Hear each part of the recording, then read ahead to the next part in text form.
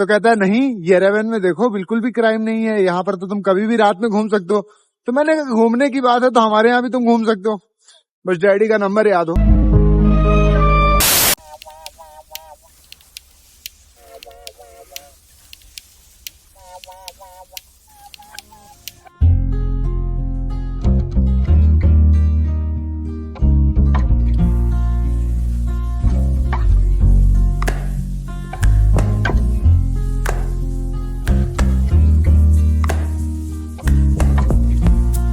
So hello guys, welcome back to my blog. 10 days challenge के day 9 में आपका स्वागत है।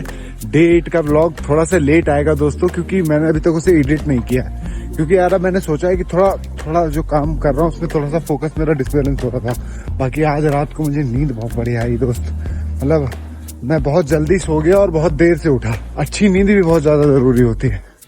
तो अभी चल के कर लेते हैं ब्रेकफास्ट, क्योंकि भूख बहुत तेज लगी है। सुबह हालांकि मैंने फल खाए थे, पर वर्कआउट के बाद में कुछ भी नहीं खाया। लोगों का क्या है दोस्तों कि हम लोगों को गंदगी हटाने से ज्यादा गंदगी छुपाने में मजा आता है। और ये दोनों आंटियां अगर बेचारी ना होना, एक वाली आंटी और एक इधर गई अभी इधर गई, तो मैं परेशान हो जाऊं। बेचारी रोज आती हैं बिना किसी दिन को मिस किए। 3 hours later. मेरे साथ आंटी भी परेशान है, आज फिर बंद है। Thank you sir, mercy mercy. मैंने जूस गिरा दिया यार, पहाड़ में जाए ब्लॉग वाली। I don't know what to do, मेरी किस्मत ही खराब है। मेस में जाते टाइम मैं थोड़ा सा सतर्क रहता हूँ कि भाई किसी की नजर न जाए मुझ पे। थोड़ा एकांत में जाऊँ, अपना खाऊं, चुपचाप बाहर चला हूँ। जितना ही मैं सही करने की कोशिश करता हूँ उतना ही उल्टा हो जाता है। वो जूस पे मारा हाथ, पता नहीं कैसे वो कुछ छुड़ा रहा था हाथ से, जूस पे मारा हाथ, जूस का गिलास गिरा, जूस नीचे बिखर गया, तो गिलास नीचे नहीं गिरा। फिर वो मैं बेचारी उन्होंने साफ किया और मैं चुपचाप खा के जल्दी जल्दी थोड़ा खाया और रख के तुरंत भाग गया। बहुत अच्छा। आज शायद पहली बार ऐसा हो रहा था कि पानी नहीं आ रहा था, फिर बड़ी देर तक नल खोले रखा, तब जाके थोड़ा थोड़ा आना शुरू हुआ।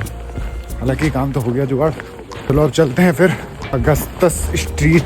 1.5 महीने से ज्यादा हो गया, फिर भी नाम सही से प्रोनाउंसिएट नहीं कर पा रहा हूँ। क्या बात है? बारी और सर, बारी लोस।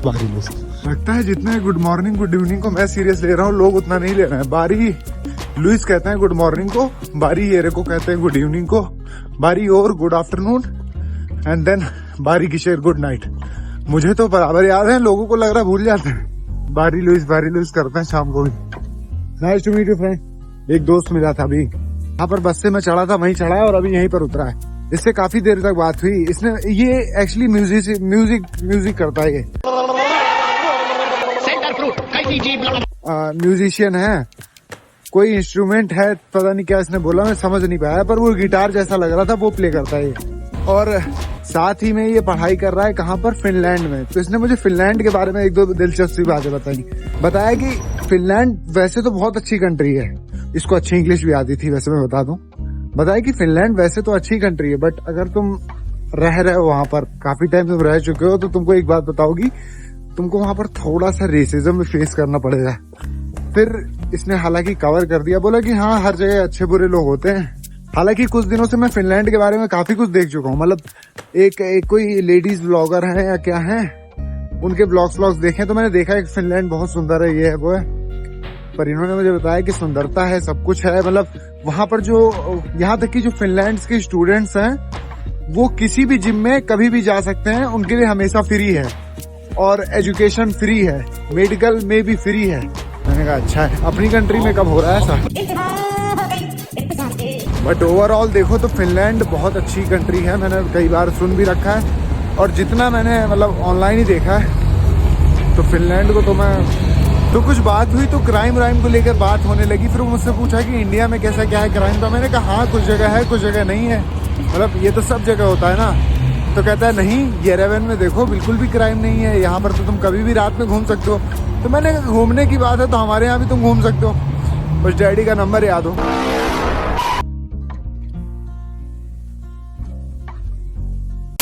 अरे वाह, सूरज देवता अभी भी छुपे नहीं है। इवनिंग का ट्रेनिंग सेशन डन। अभी एक सीनियर भाई साहब से बात हो रही थी, मैंने उनसे पूछा कि आपके यहाँ साल में कितनी नेशनल होती हैं, तो बोले कि हमारे यहाँ 2 होती हैं, बट अदर कंपटीशन भी हो जाया करते हैं।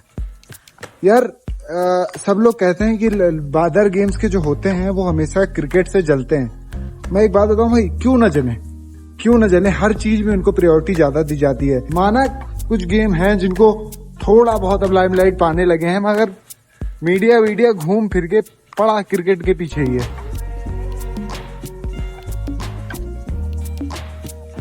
ये कार है, ये कार है। ये तो लेटेस्ट न्यूज है। मैंने सोच लिया जब इंडिया जाऊंगा तो ये वाली कॉफी जरूर ले जाऊं। यहाँ से कॉफी लो, यहाँ से डायरेक्ट कॉफी बीन्स को मशीन में वो बना दो पाउडर और पैक करा लो, ले जाओ। लोकल का कोई लफड़ा ही नहीं। कपड़े भूल गया था लेना, तो जो वॉशिंग रूम है वो बंद हो गया था। तो बेचारी जो रिसेप्शन में मैडम बैठी थी उन्होंने मेरे लिए खोला।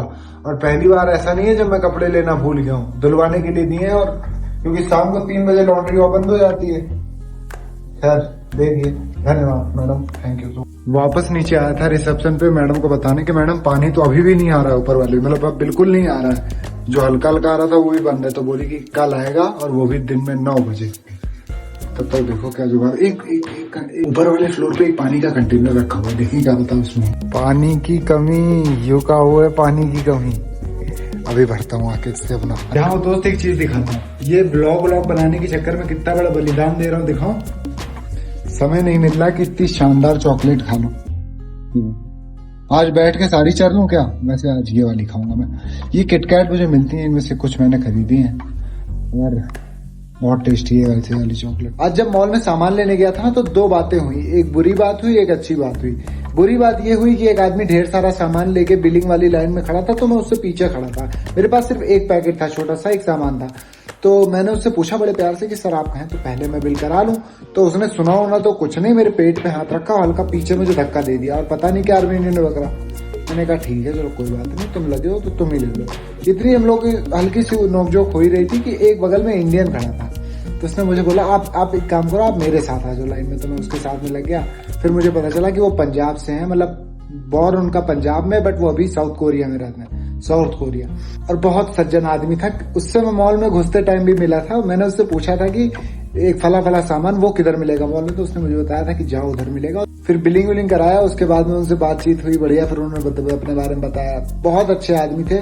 उनकी जो वाइफ थी वो साउथ कोरिया की थी। बाकी ये देख के कितना अच्छा लगता है ना कि दुनिया का कौन सा ऐसा कोना है जहाँ पर इंडियन नहीं है।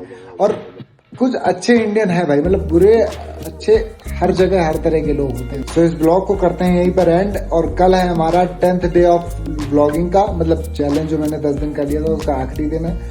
आगे ब्लॉग बनाऊंगा नहीं बनाऊंगा उसका मुझे पता नहीं, उसका बाद में देखेंगे।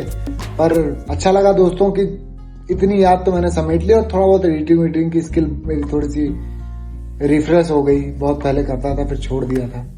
चलो, तो जो भी दोस्त मुझसे इस दौरान जुड़े मिले नए जिनसे बात हुई, बहुत अच्छा लगा। बाकी गुड नाइट दोस्तों। और सब्सक्राइब करना हो तो कर लेना, नहीं भी करोगे तो कोई बात नहीं, तो कोई बात नहीं। बाय।